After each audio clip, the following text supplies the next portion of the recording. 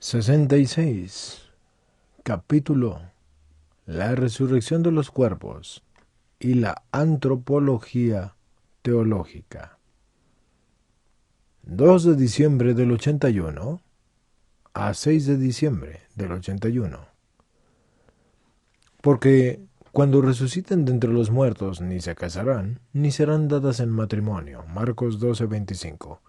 Cristo pronuncia estas palabras que tienen un significado clave para la teología del cuerpo después de haber afirmado en la conversación con los saduceos que la resurrección corresponde a la potencia del Dios viviente. Los tres evangelios sinópticos refieren el mismo enunciado, solo que la versión de Lucas se diferencia en algunos detalles de la de Mateo y Marcos.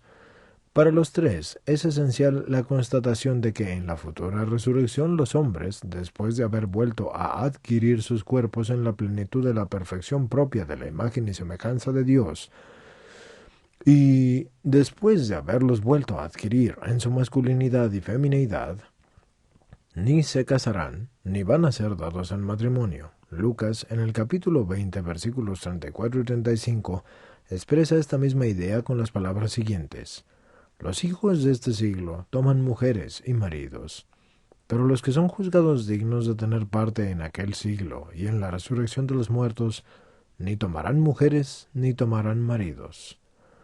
Como se deduce de estas palabras, el matrimonio, que es esa unión en la que, según dice el libro del Génesis, el hombre se unirá a su mujer y vendrán a ser los dos una sola carne, y que está en 2:24 y que es una unión propia del hombre desde el principio, pertenece exclusivamente a este siglo. El matrimonio y la procreación, en cambio, no constituyen el futuro escatológico del hombre. En la resurrección pierden, por así decirlo, su razón de ser. Ese otro siglo, del que habla Lucas en 20:35, significa la realización definitiva del género humano y así también la clausura cuantitativa del círculo de seres que fueron creados a imagen y semejanza de Dios, a fin de que, multiplicándose a través de la conyugal unidad en el cuerpo de los hombres y las mujeres, sometieran la tierra. Ese otro siglo no es el mundo de la tierra, sino el mundo de Dios, el cual, como sabemos por la primera carta de Pablo a los Corintios, lo va a llenar totalmente, viniendo a ser todo en todos. Primera de Corintios 15:28. Al mismo tiempo, ese otro siglo, que según la revelación es el reino de Dios, es también la definitiva y eterna patria del hombre. Filipenses 3:20. Es la casa del Padre. Juan 14:2. Ese otro siglo, como nueva patria del hombre, emerge definitivamente del mundo actual, que es temporal y que está sometido a la muerte, o sea, a la destrucción del cuerpo. Génesis 3:19, porque dice, al polvo volverás. A través de la resurrección, según las palabras de Cristo, que son referidas por los sinópticos, significa no sólo la recuperación de la corporeidad y el establecimiento de la vida humana en su integridad, mediante la unión del cuerpo con el alma, sino que también es un estado totalmente nuevo de la misma vida humana. Hallamos la confirmación de este nuevo estado del cuerpo en la resurrección de Cristo, que se menciona en Romanos 6, del 5 al 11. Las palabras que refieren los sinópticos en Mateo 22:30 y en Marcos 12:25 y en Lucas 20:34 y 35 volverán a sonar entonces, y esto es después de la resurrección de Cristo.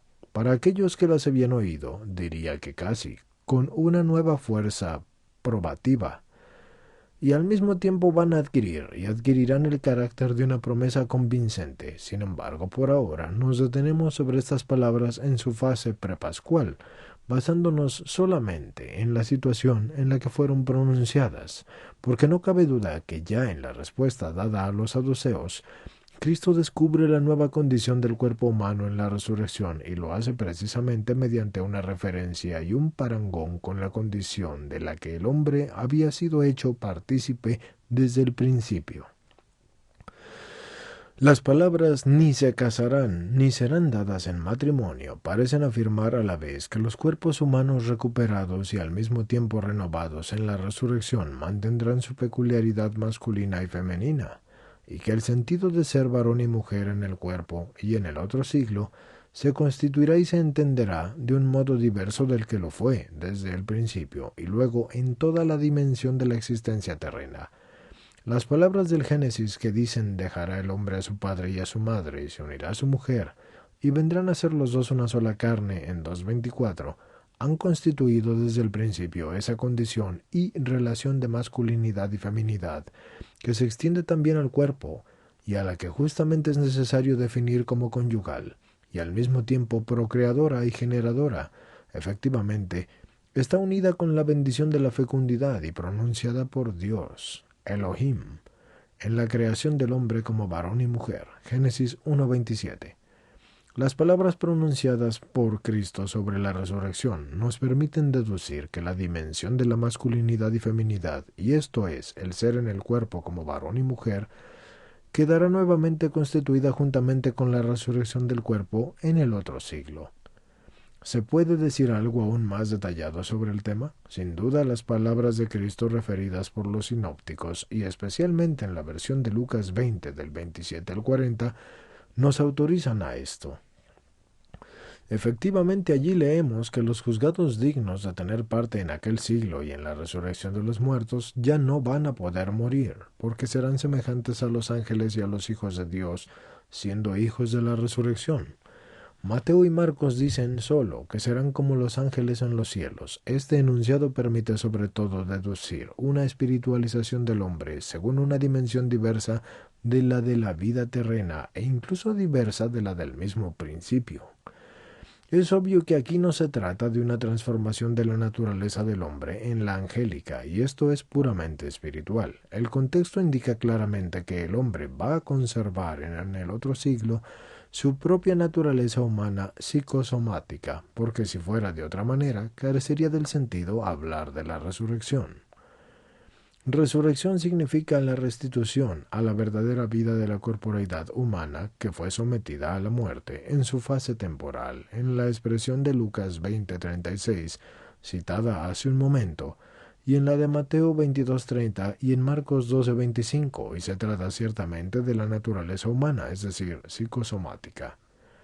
La comparación con los seres celestes utilizada en el contexto no constituye una novedad en la Biblia, y entre otros, ya el Salmo exaltando al hombre como una obra del Creador, dice, lo hiciste un poco inferior a los ángeles. Salmo 8:6. Es necesario suponer que en la resurrección esa semejanza se va a hacer mayor, y no a través de una desencarnación del hombre, sino mediante otro modo, incluso se podría decir otro grado de espiritualización de su naturaleza somática, y esto es mediante otro sistema de fuerzas dentro del hombre. La resurrección significa una nueva sumisión del cuerpo al espíritu.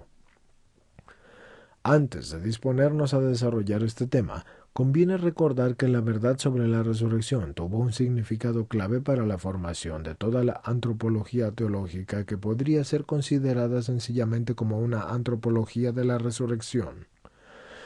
La reflexión sobre la resurrección hizo que Santo Tomás de Aquino omitiera en su antropología metafísica y a la vez teológica la concepción filosófica de Platón sobre la relación entre el alma y el cuerpo y se acercara a la concepción de Aristóteles. En efecto, la resurrección da testimonio, al menos indirectamente, de que el cuerpo en el conjunto del compuesto humano no está solo temporalmente unido con el alma, como su prisión, entre comillas, terrena, la cual así juzgaba Platón, sino que juntamente con el alma le constituye la unidad y la integridad del ser humano. Precisamente esto enseñaba Aristóteles, de manera distinta que Platón. Si Santo Tomás aceptó en su antropología la concepción de Aristóteles, entonces lo hizo teniendo a la vista la verdad de la resurrección. Efectivamente, la verdad sobre la resurrección afirma con claridad que la perfección escatológica y la felicidad del hombre no pueden ser entendidas como un estado solamente del alma separada del cuerpo, porque, según Platón, está liberada del cuerpo, sino que es preciso entenderla como el estado del hombre definitivo y perfectamente integrado a través de una unión tal del alma con el cuerpo, que califica y asegura definitivamente esa perfecta integridad. Aquí vamos a interrumpir nuestra reflexión sobre las palabras pronunciadas por Cristo acerca de la resurrección. La gran riqueza de los contenidos encerrados en esas palabras nos va a llevar a volver sobre ellas en las ulteriores consideraciones.